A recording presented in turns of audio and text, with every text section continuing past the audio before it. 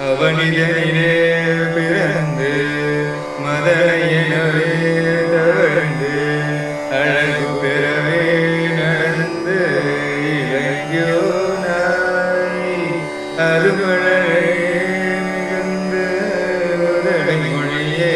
புகழ்ந்து அதீதமதாய் வளர்ந்து 16 சிவகலைகளாக மங்கள் மிகவும் மறையோரும் அன்பர் திருவடிகளே நினைந்து துதியாமல் தெரியவர்கள் ஆசை மிஞ்சி வெகு கவலையாய் உழன்று தெரியுமடியே யுந்தன் நடி சேராய்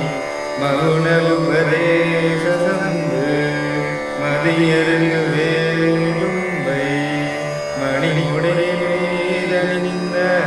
மகாதேவ மனமகிழவே அணைந்து ஒரு புறமதாக வந்த மலைமகள் குமார துங்க வடிவேலா பவனி வரலே யுகந்து மயிலின் இசையே திகழ்ந்து பணியதிரவே